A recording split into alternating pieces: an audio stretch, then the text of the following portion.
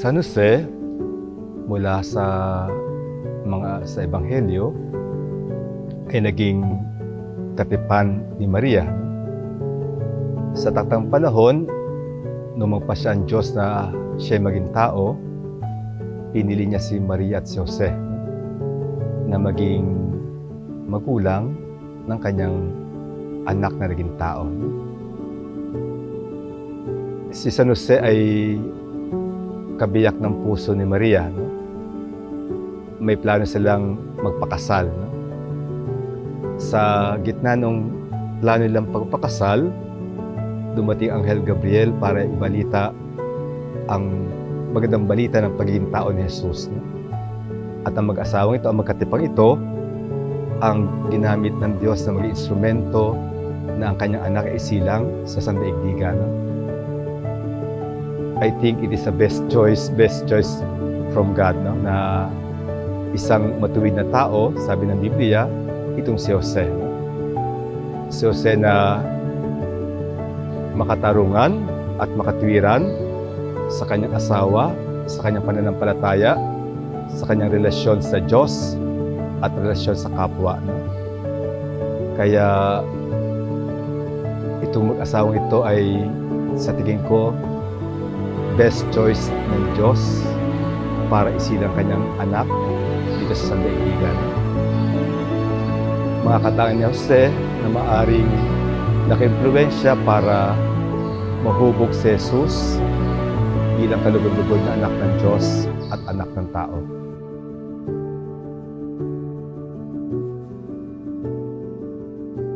Si San Jose, patron ng simbahang Katolika.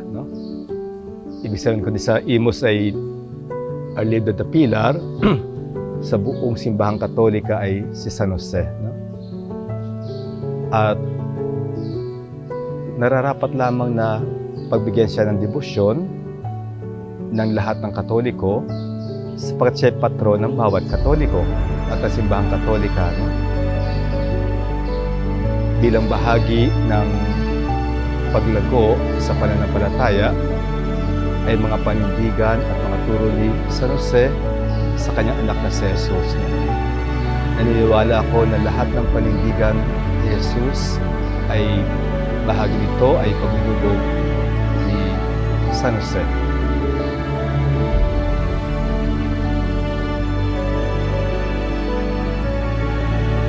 At dito sa Imus, nararapat lamang na ipagdiwang ang kapistahan ni San Jose bilang kabiyak ng puso ni Maria. Siguro sa kasaysayan ay dahil birhen ang ating patrona, naging bahagi din ng debosyon ang panata sa kanyang asawa na si San Jose. At nararapat lamang ng Imusenyo ay magdiwang ng kapistahan para kaya sa Mahal na Birgen Pilar kasama kay biyak ni San Jose. Siguro sa tingin ko, doon ang ugat ng malalim debosyon kay San Jose.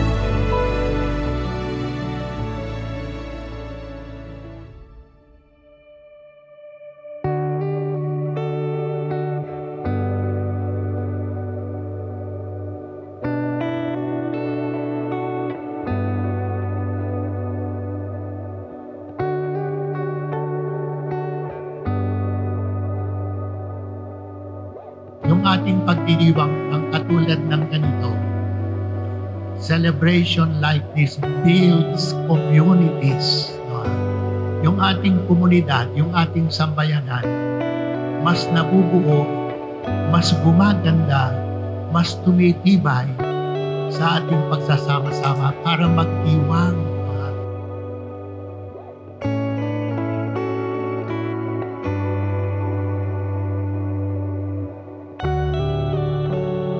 At dyan ho sa ganitong pagtitipon, dyan ho tayo nabubuo bilang isang sambayanan. Lalong gumaganda yung ating pagkakaisa at pagtutulungan bilang mga magkakapatid kay Kristo.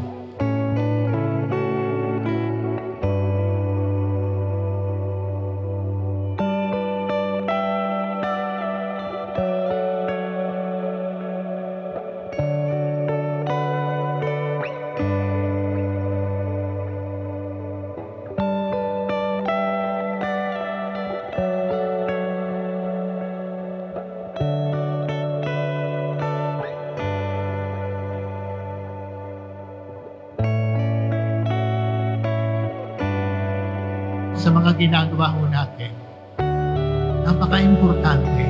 Alam natin yung meaning. Bakit pa natin, para ba ho sa ganoon nagiging meaningful yung ginagawa ho natin. Nakikita natin yung ganda niyan, yung halaga niyan. Kaya yung pagdiriwang, hindi panlabas lamang. Merong kahulugan, merong magandang itinuturo ho sa atin. At sa totoo lang ho, kaya ho may mga pista sa ating simbahan, ang layunin mo niyan, magturo, magturo. Nagtuturo ng tungkol sa ating pananampalataya.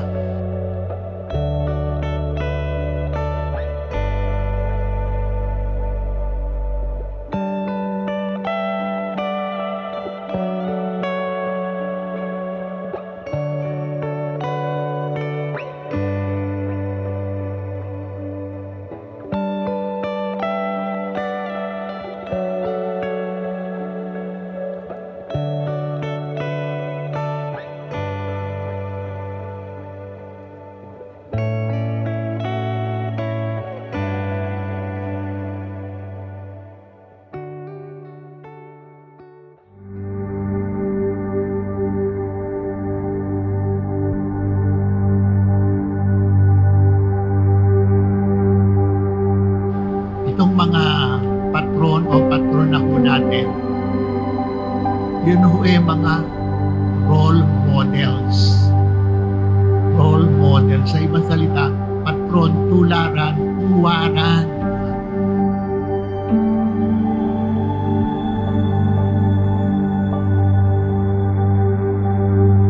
Sa kanila ho natin nakikita yung konkreto na pagsasabuhay ng ating pananampalataya, lalong-lalo na yung pag-ibig sa Diyos at sa kapwa.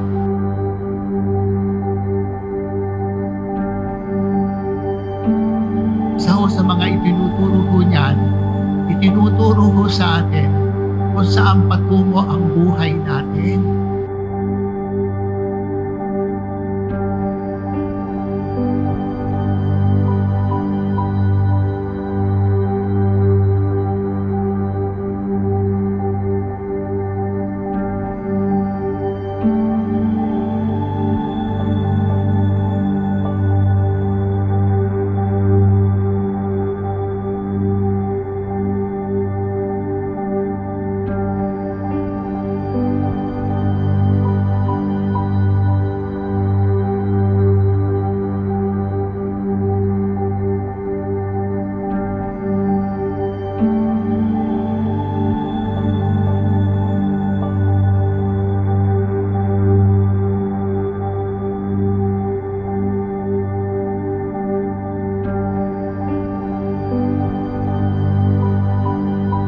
Ating patron si San Jose, nasa langit na at hinihintay ho tayo niya na makarating doon para makasama ho siya ng personal.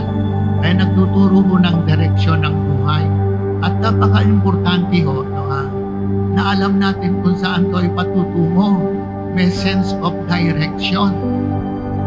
Kaya isang mahalagang punto ho yan na itinuturo sa atin ng patron si San Jose. Ako'y nasa langit na, hinihintay ko kayo roon, dapat sumunod kayo roon, at ang daan, ipinakita ko sa aking halimbawa, sa aking pamumuhay. Ang challenge ho sa atin sa debosyon, kailangan ho buo yan, integral, holistic, tumatagos, tumatala, may epekto sa lahat ng antas ng buhay. Ang buhay natin araw-araw sa pamilya. Yan ho yung tinatawag po natin makatuturan. May connection sa buhay natin. Hindi hiwalay yung ating debosyon sa pang-araw-araw na buhay. At kapag ganyan ho, makatuturan, makatulungan, tiyak na tiyak ho, magiging mabiyaya yan. Kalugod-lugod sa Diyos yung ginagawa natin debosyon. At yan ho, ang magdudulot sa atin ng kanyang patuloy na pagpapala at biyaya.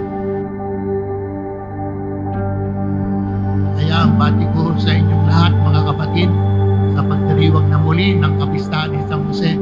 Sana ito hindi lang happy fiesta, hindi lang masaya, hindi lang tayo nagkakasama-sama, nakakapag-banding. Ito sana ay maging makahulugan din. Alam natin ang kahulugan, alam natin ang paalaala sa atin yan. At lalo na napaka-importante, makatuturan, may relevance, may practical effect, may practical na bunga sa ating pang-araw-araw na buhay. Ano man ho ang ating katayuan sa buhay. Ang gusto kong mangyari sa mga pagdiriwang natin, at yun ang wish ko para sa inyo, maging makahulugan din, makahulugan at makatuturan at mabiyaya. Yun ang magandang pagdiriwang ng pista. Hindi lang happy, makahulugan, makatuturan, at talagang tunay na mabiyaya kasi kalugod-lugod sa Diyos. Yun ang ating ginagawang pagdiriwang.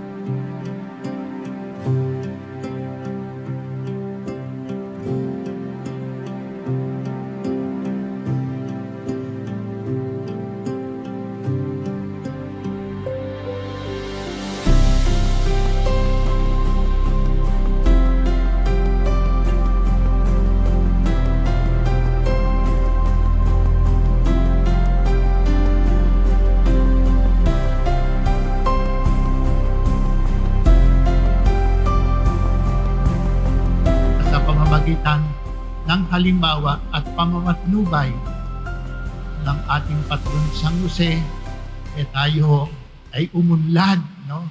Umunlad sa ating buhay pananampalataya. Amen.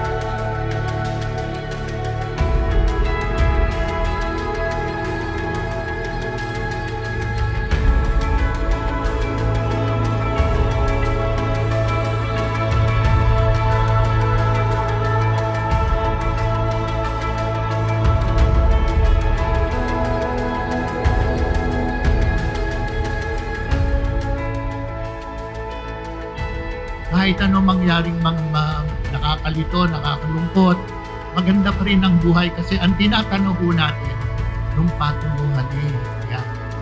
Saka nagpapaalaala inuto sa atin na tayong lahat tinatawag sa buhay kabanalan tulad ng buhay ni San Jose.